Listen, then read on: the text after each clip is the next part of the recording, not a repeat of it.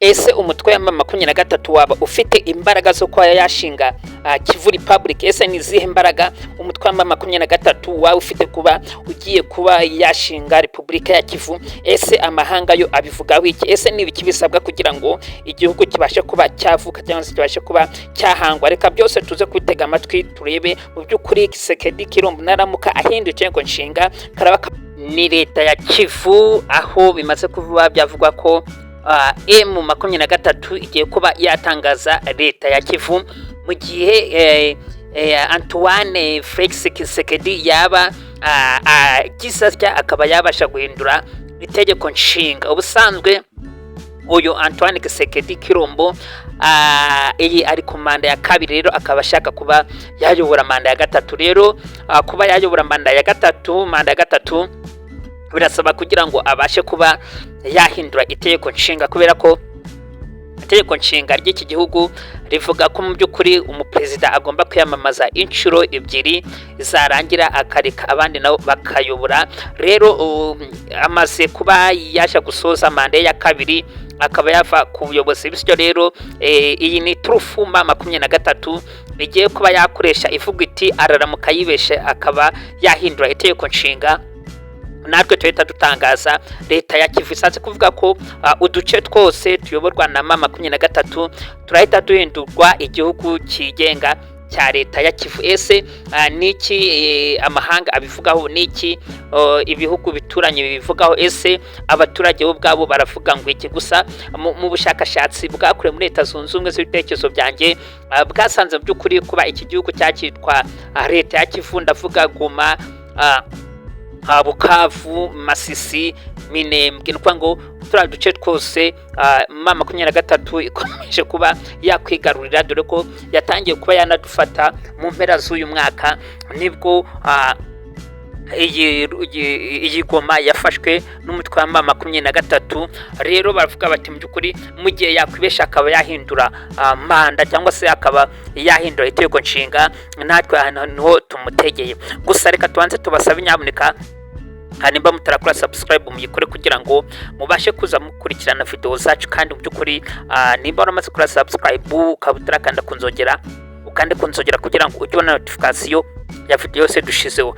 Ni by'igiciro cyinshi kuba udufite kwa tugufite, kubera ko burya iyo tubona dushizeho video ugahita ugenda ukayireba ni ibintu biba byoroshye. Rero tugiye kuramba by'ukuri ni ibiki Trump yaba yavuze, niki Trump yaba yavuze kwihindurwa ry'iyi itegeko nshinga y'igihugu cya Repubulika ya Demokarasi ya Kongo. Ni ukuvuga ngo kuba bagiye guhindura itegeko nshinga rya Repubulika Iharanira Demokarasi ya Kongo no kugira ngo hongere habwe amahirwe uyu nguyu Kisekedi Kilombo abashe kuba yatorerwa manda ya gatatu, mu gihe abaturage bavuga ko by'ukuri mu manda ya mbere hari byari yarabasezeranyije, ariko akaba yaragiye asoza bike ibindi atarabisoza.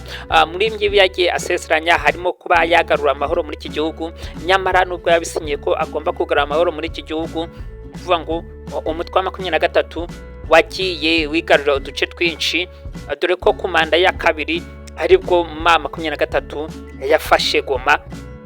Murabyibuka ubwo Goma yafatwaga, mu by'ukuri abantu bavuye mu byabo, abantu baragenda, bamwe bahaburira ubuzima, abandi babura amafaranga, babura amatungo, babura imitungo, nuko ngo bamwe babaye impunzi. Rero intambara si ikintu cyiza mw'abantu mwe, intambara si ikintu cyo gukinisha.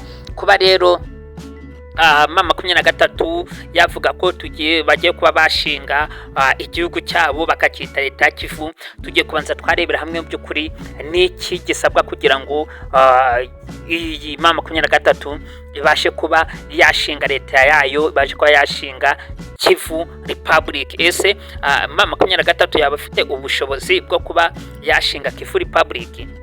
Nitumara kubona ko bafite ubushobozi bwo kuba bashinga Kivu Republic, turaza kureba muri hamwe n'ibiki ni bande bemeza ko igihugu kibaye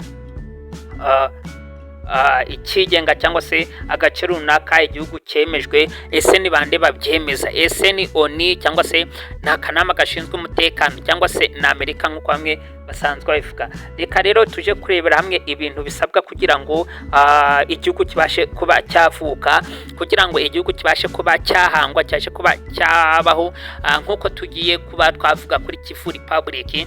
Gusa tubabwire ko by'ukuri ntiharamuka habaye Kivu Republic, iraba ari intsinzi ikomeye ya M23, none ize kuba intsinzwi ikomeye kuri Repubulika Iharanira Demokarasi ya Kongo ndetse n'umuyobozi wayo Kisekedi Kilombo, aho mu by'ukuri naramuka yibeshya akaba yahindura itegeko nshinga karaza kuba kamubayeho. Nshuti bavandimwe rero, reka tubasabe nyaboneka mukore subscribe kugira ngo ibi bintu byose tubashe kuba twabikurikirana kandi mubashe kubona video uko bwije nuko bukeye. Nshuti bavandimwe, kandi muzo kubona iyi nkuru ibashimishije muje kuba mwayisangiza abandi kugira ngo mubashe kuba mwakomeza kuryoherwa n'ibyiza byacu tubagezeho. Turabakunda nshuti bavandimwe. Kugira rero ubashe kuba wakwemerwa nk'igihugu urasabwa kuba ufite ubutaka bukwanditse, no kuvuga ngo ugomba kuba ufite ubutaka buhagije kandi abaturage bawe batuye, atari kuvuga ngo barakodesha ubutaka. Mu by'ukuri nimba abaturage bagoma abafite ubutaka, bafite aho babarizwa, tukuvuga ngo baraza bagenda bimuka buri gihe, no kuvuga ngo bagomba kuba bafite ubutaka bubanditseho ku buryo bataravuga ngo barabukodesha. Ikindi cya kabiri bashingiraho bavuga ngo igihugu kibashe kuba cyavuka, nuvuga ngo bagomba kuba bafite imipaka, ngo bagomba kuba bafite aho bagarukira, atari kuvuga ngo mu by'ukuri turajya gutira aho, kuvuga ngo bagomba kuba bafite ubutaka kandi ubanditseho kandi bafite naho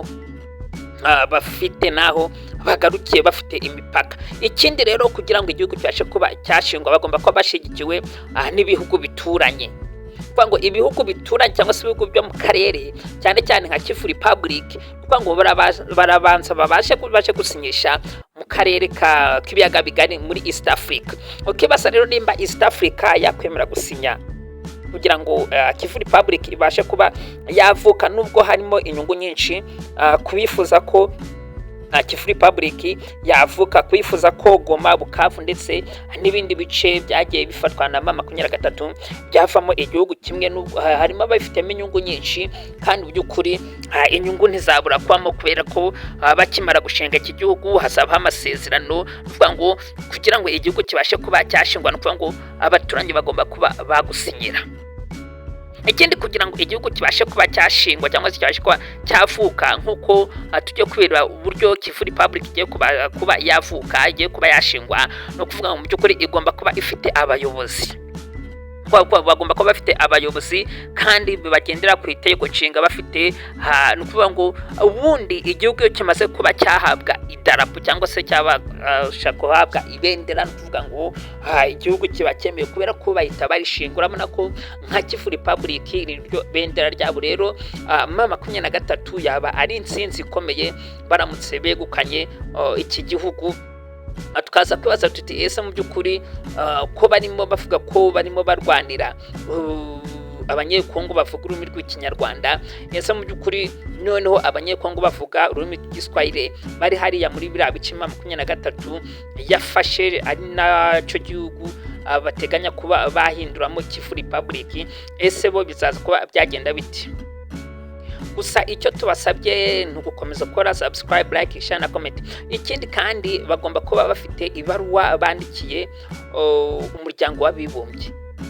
Iyi baruwa igomba kuba yaranditswe n'umutwe wa M23 ndetse cyangwa se abifuza igihugu gisha cyangwa se igihugu gisha kigiye kuba cyahangwa, kigomba kwandikira umuryango w'abibumbye, kikandikamwe iyo baruwa, kigashiramo imikono y'ibihugu bituranye byagiye bigisinyira kandi bikagaragaza impamvu iki gihugu giye kuba cyashingwa. Murabyuka uko Sudani y'Epfo na Sudani ya Ruguru uko byagenze. Rero ibi ntabwo ari ibintu byo kuvuga ngo burakeye ugiye kuba watangiza igihugu, no kuvuga ngo ni ibintu ugomba kuba wakwigaho, ni ibintu ugomba kuba wagenzura mbere y'uko utangiza urugamba rwo kuvuga ngo ugiye gushinga repubulika yawe, ugiye gushinga igihugu cyawe.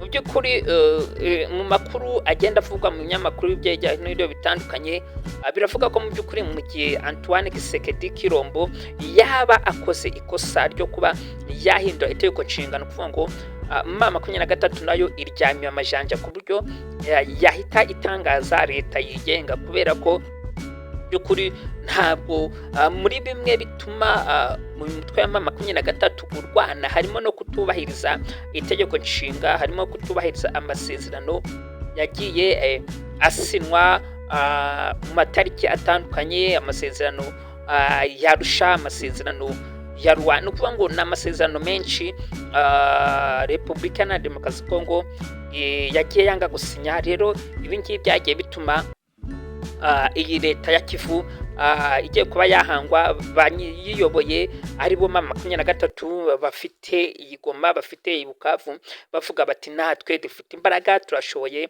nta mpamvu rero yo kuba mwatubindikiranya, nta mpamvu yo kuba mwadukora ibyo mwishakiye, kubera ko natwe turi abagabo, dufite ibyo turwanira birahari, kandi nta mpamvu nimwe kuba mwatubuza umutekano. Rero kugira ngo umutekano ugaruke, nshuti bavandimwe, murasaba kugira ngo mukundane nk'uko bisanzwe, nk'uko Imana yabakunze. Nimara gukundana ubundi mureke Imana ibayobore.